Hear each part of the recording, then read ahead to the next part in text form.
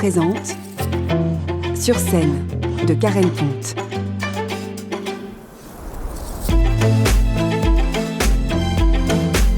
Lu par Flora Brunier et Virginie Méry.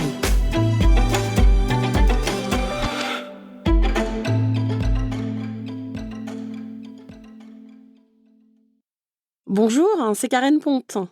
Je suis heureuse de vous présenter la version audio de mon roman Sur scène. Montée sur les planches de Broadway avec Ginger et Lola, deux amies prêtes à tout pour accomplir leurs rêves.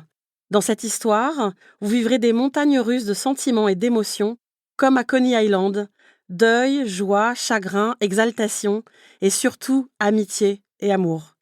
Laissez-vous porter par les voix de Flora Brunier et Virginie Méry à la découverte de Manhattan. Bonne écoute à toutes et à tous, et à bientôt. À Matthew Perry. Le 28 octobre 2023, une bande d'amis a perdu l'un des leurs, et des millions de gens, dont je fais partie, ont perdu un friends. L'amour qui existait entre ces six-là débordait de leurs regards, comme une sorte d'évidence. Goodbye, Chandler. Première partie. Chapitre 1.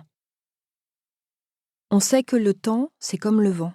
De vivre, y a que ça d'important. Les rois du monde, Roméo et Juliette. Ginger. À chaque âge, son lot de mots redoutés. Quand on a 5 ans et qu'on est haut comme 3 bouts de cul, le vocabulaire qui fait peur est souvent d'ordre culinaire. Au moindre épinard, brocoli ou encore poivron, on rentre la tête dans les épaules et on soupire que c'est pas bon, que ça sent mauvais et que ça pique. Rayez la mention inutile. On essaie d'y échapper en traînant des heures et des heures, la fourchette suspendue dans le vide au-dessus de l'assiette, comme bloquée par un bouclier transparent. Le tout en espérant que la menace « si tu ne finis pas ton assiette, je te jure que je te la resserre demain matin au petit déjeuner » ne sera pas suivie d'effet. L'adolescent a plutôt des peurs scolaires. Dissertation, équation, probabilité. On distançait les légumes verts que de toute façon, avec le temps, on a appris à aimer. Non, faut quand même pas pousser. À donner discrètement au chien sous la table.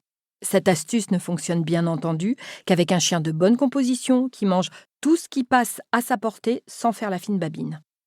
Un labrador, autrement dit. En vieillissant, tout cela ferait presque rire. Comment le mot « dissertation » pourrait-il rivaliser avec chômage ou pire, licenciement? On reprendrait presque un peu de peur des épinards pour la peine. Et puis viennent les pires, ceux qu'on redoute autant pour les autres que pour soi.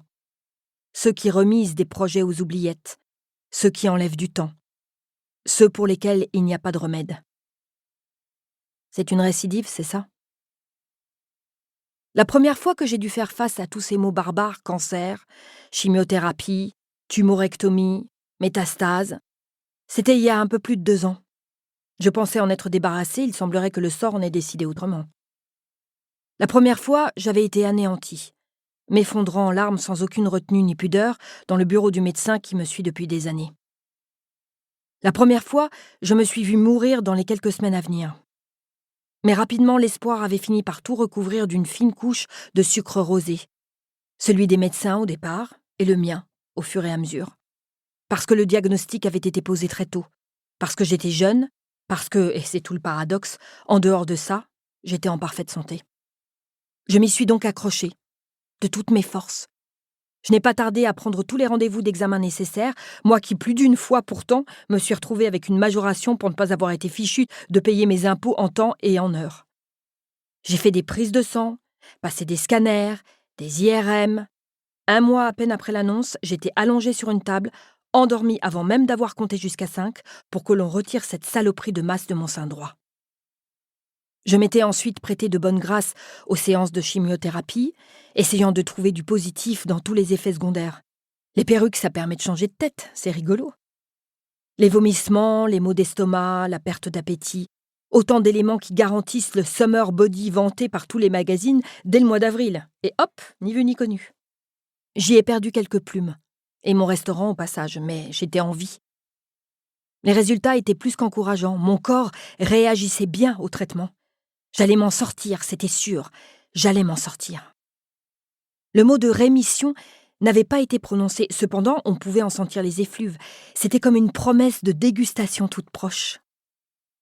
Et puis, il y a quelques mois, alors que je venais de vendre mon affaire, convaincue par la force des choses que mon corps n'était plus capable d'encaisser les journées de 15 heures, le stress, les nuits presque sans sommeil, que je prenais le temps de réfléchir à ce que j'allais bien pouvoir faire de ma peau d'ex-cancéreuse de 44 ans, j'ai senti sa présence, sournoise, insidieuse. Quelques essoufflements, presque rien au début, à peine de quoi le remarquer en haut d'un escalier. Un appétit qui se fait la malle, une fatigue qui prend ses aises, une balance un peu trop clémente. C'est une récidive, c'est ça. Devant moi, l'oncologue ne baisse pas les yeux. Il ne cherche pas à esquiver. C'est ce qui m'a plu chez lui quand je l'ai rencontré. J'ai toujours détesté les gens au regard fuyant, ceux qui n'assument pas ce qu'ils pensent ni qui ils sont.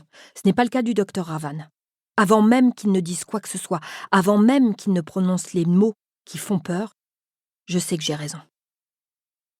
Les résultats des derniers examens ne sont en effet pas bons. Le taux des marqueurs tumoraux est anormalement élevé et des métastases ont été trouvées sur les os et le foie. Nous espérons que vous avez apprécié cet aperçu.